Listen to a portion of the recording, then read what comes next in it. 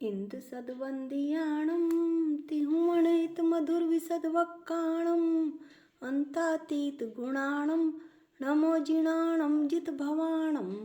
हम सभी पंच अस्थिकाय संग्रह का स्वाध्याय कर रहे हैं और उसमें हम द्वितीय स्कंद में 9 पदार्थों का वर्णन चल रहा है। 9 पदार्थों के वर्णन में 128 से 130 की गाथा का अन्वयार्थ पाठ पिछले वीडियो में किया था, जिसमें बतलाया था कि संसार की जड़ राग देश है। पंच इंद्रिय के विषय भोग तो मुझे साता और असाता वेदनीय कर्म के उदय से मिलेंगे ही। साता कर्म जब विषय सामग्री मिलेगी तो मैं राग और मोह करूँगा, और असाता के उदय में मैं देश करूँगा। तो मेरा ये भाव तो हो ही सकता है कि मैं ज्ञाता दृष्टा रहूं इन कर्मों के उदय में। साता व असाता वेदनीय कर्मों के उदय में मैं ज्ञाता दृष्टा रहूं, जानने और देखने वाला रहूं।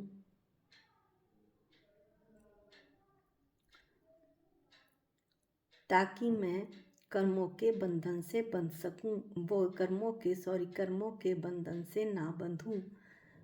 अब कैसे टीका पाठ में इन तीनों गाथाओं को अमृतचंद आचार्य एक्सप्लेन करते हैं, ये हम देखते हैं। इस लोक में संसारी जीव से अनादि बंधन रूप उपाधि के वश स्निग्ध परिणाम होता है। संसारी जीव अनादि से कर्म बंध से जीव को अनादि से कर्म बंध हो रहा है। कर्म बंध के कारण उसे स्निग्ध परिणाम यानी राग देश मोह के परिणाम होते हैं। इन राग देश मोह के परिणामों से पुद्गल परिणात्मक कर्म यानी द्रव्य कर्म, ज्ञानावरण आदि और 9 कर्म शरीर आदि बनते हैं। ये पुद्गल से बने कर्म हैं। पुद्गल परिणामात्मक कर्म बंधते हैं। पुद्गल परिणात्मक कर्म जब बंधते हैं तो इन कर्म बंधनों से नरक आदि गतियों में गमन होता है। नरक, मनुष्य, तिर्यंच, देव गतियों में गमन होता है।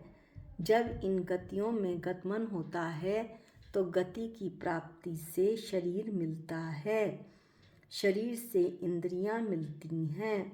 इंद्रियों से फिर विषय ग्रहण होता है, और जब इंद्रियां अपने अपने विषयों को ग्रहण करती हैं तो उसमें राग देश होता है।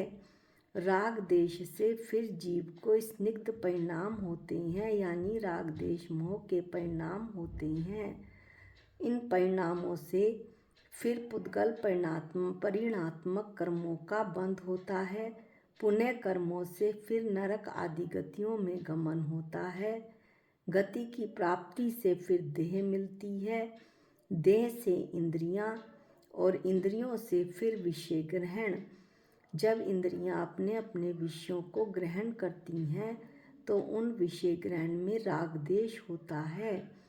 राग देश से फिर स्निग्ध परिणाम होते हैं। स्निग्ध परिणामों से फिर कर्म बंध होता है। इस प्रकार यह अन्योन्य यानी एक दूसरे से कार्य कारणभूत यानी निमित्त नैमित्तिक एक दूसरे से निमित्त नैमित्तिक संबंध होता है। किसका? जीव परिणामात्मक और पुद्गल परिणामात्मक कर्म बंधनों का, कर्म का कार्य कारणभूत जीव परिणामात्मक और पुद्गल परिणामात्मक जो कर्म जाल है उससे संसार चक्र में जीव घूमता है। कैसे घूमता है ये अभी पढ़ते हैं। पहले कार्य कारणभूत पढ़ते हैं। कार्य कारणभूत क्या हुआ?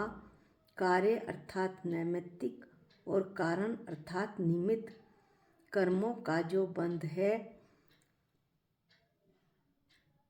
पुद्गल परिणात्मक कर्म है जब उन कर्मों का बंध हुआ और वे कर्म उदय में आए तो निमित्त बने, और जीव के परिणाम जीव ने कर्मों के उदय में राग देश किया, राग देश मोह किया तो कर्म बंद हुए, ये नैमित्तिक हुआ।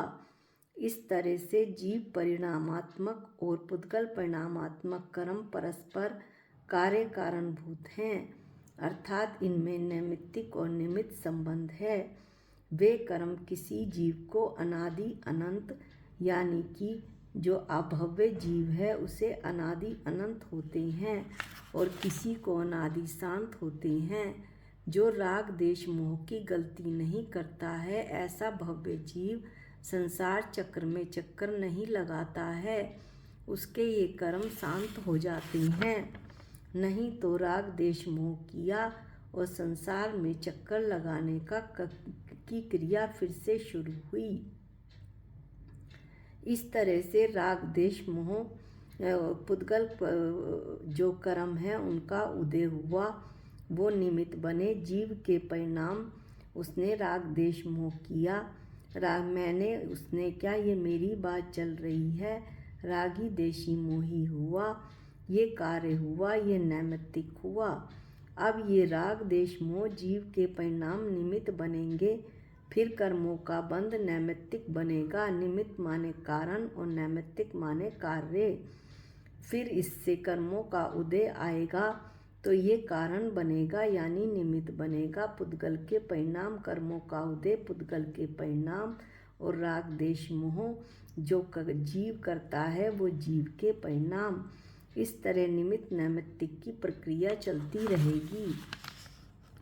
इस प्रकार ऐसा कहा कि पुद्गल परिणाम जिनका निमित्त हैं द्रव्य कर्म और नो कर्म, ज्ञानावरण आदि द्रव्य कर्म और शरीर आदि नो कर्म जिनका निमित्त हैं, किनका निमित्त है, जीव परिणाम का, राग देश का, और जीव परिणाम जिनका निमित्त है राग देश मोह जिनका निमित्त है, ऐसे पुद्गल परिणाम यानी द्रव्य कर्म और नो कर्म, ये निमित्त नैमित्तिक संबंध होता है।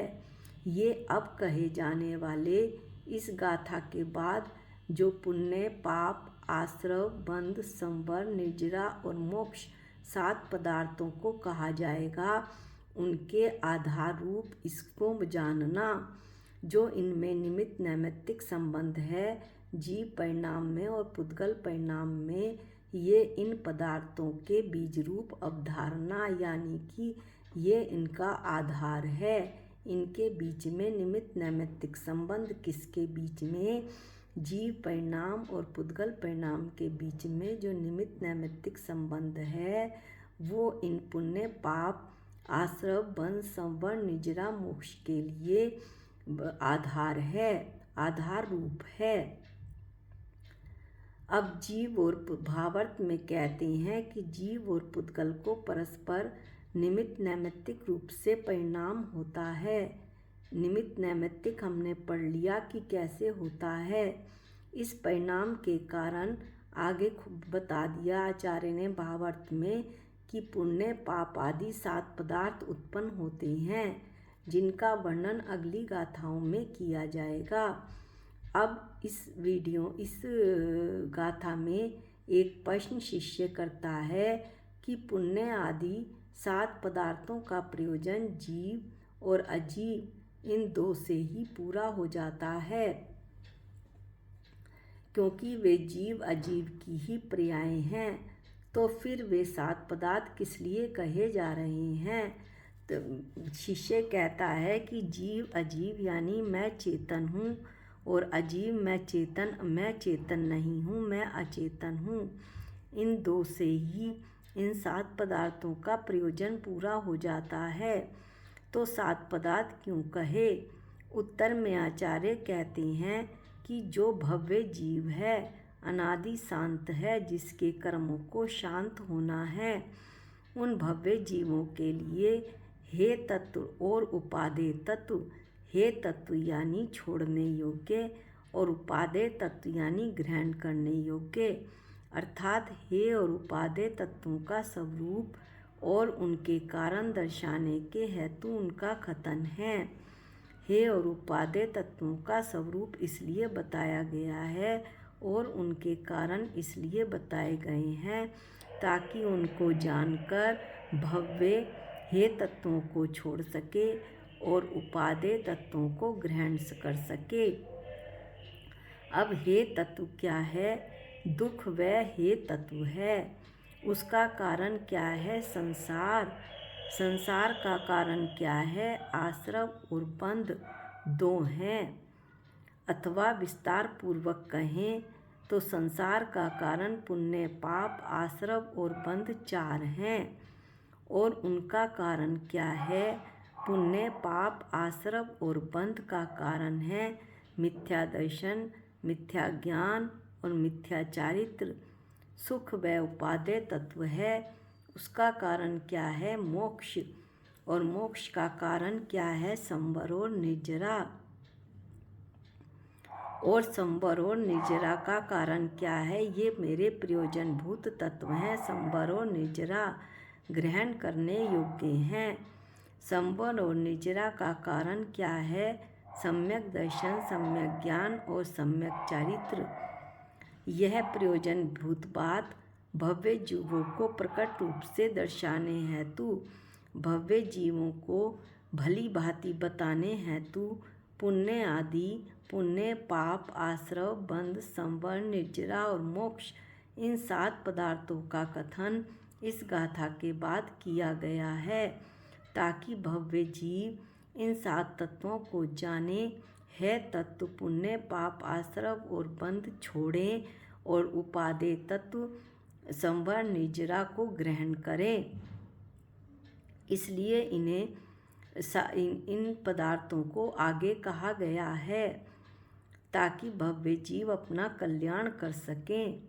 इसी के साथ आज का वीडियो यहीं समाप्त करते हैं। गाथा और 131 नंबर की गाथा में पुण्य पाप पदार्थ का व्याख्यान आरंभ होगा। आज के लिए इतना ही। निज निधि निज में बताई, ये अनंत उपकार है।